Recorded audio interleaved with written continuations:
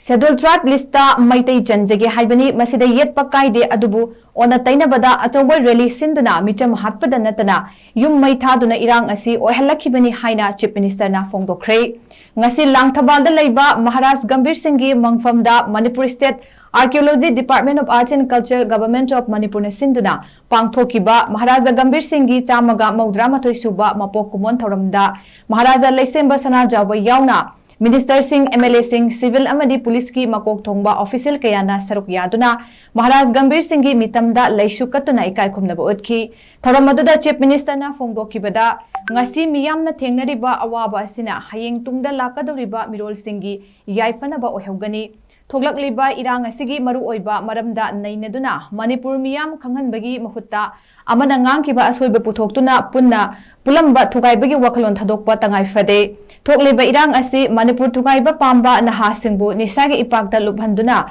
Manghanba Pamba Mitop Sing Punsinduna Yelho Mi Mutat Nabasinba Manipur Mutatpa Pamba Mapangi Kuna Tokanba Irang ni Haiba Wafam Sing Tamki Loinana Maharaja Gambir Singh Museum Sanaba Foundation Store Maikum Hangdoki Museum Asigi Kutangdagi Manipurgi Puwari Singh Miyamda Kanghanaba High Technology Season Aduna Semgani Haidi Masida Natana Chahi Humfu Helaba Langaki Tabak Tawdaba Artist Singda Pension oina lupa lising aniga chamanga dagina lising mari fawba National Player oiramba thabak phanghauda singdana lising mari dagina taruk fawbagi pension scheme haudoktuna phanghanba haure hairi amasung lupa karol lising ahomga chahum thadaduna Imphal manung amadi Greater Imphal gi lambi RCC gi concrete road onaba atubuda thabak paikhatlagani masida lambi pakthok hanbada sokpa patata ba yum inkol singi matik chaba Compensation Pigani Masida Miyam Nasu, Pulling Tawat Piu Haina, Wafam Tamki, Loinana, Kangla Holda, Manipurgi Puwari, Mayek Sing, Utuna Miyam da, Uhaliba Film, Chahitaret Kuntakpa, Chief Minister Yauna, MLA Minister Amadi, Official Singna Biding Taki, Chief Minister Namahaki Social Media Gi Post Amada, Haiba Film Masina Kumja Lising Amagachani Pantarama Pandagina, Lising Amagachani Pan Kuntaruk Fauba, Chahitaret Kuntakpa, the Tokiba, Singing Tina Utokli. Film Masina Punna Hona Minaduna, Mapangal Kanba, Lamdam Ama, Ohanaba, Hodaning Bagi Wakalon Miyam the Fauhale, Amadi, filmmaker Sing da Asingba Puwari Asi Tungi Mirolda, Kanghan Begita Baktagat Wahising Su Tamlakle.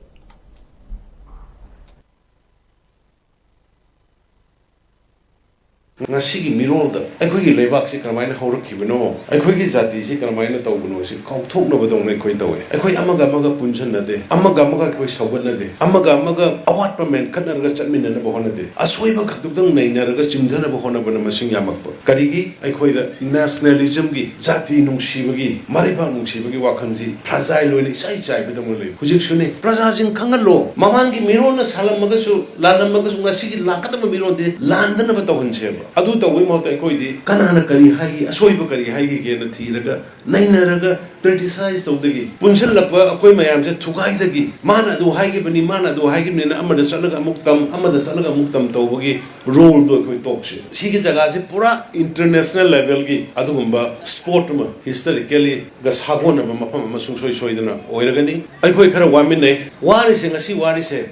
warise ai koi mayam gi fanana bani laibaki fanana bani tungi fanana bani akhoi gi mahauron dagi leiminarakpa or marakta laaga so akhoi gi aseng bajati oina leiraba akhoi gi tribe kuntraga mari lei state government recognize roba jati kuntraga mari masidai da akhoi gi ngasi mayam na khana yena lawriba paite yauri wifi yauri thadau yauri mate yauri gante yauri sigi mayam punam se akhoi gi jati ngakta ne haiba pon mayam punam se akhoi gi amuksinan leirapani adu hantak ngasai na ahubuda hagibdo mapandagi or marakdagi hummakpa phattaba nungsit yawba akhoi manipur sibu tokhaina thugaina bu honnabagi wakalon yang kuina sagalaga lakpa yawba pot kharana handaki irang se thon bani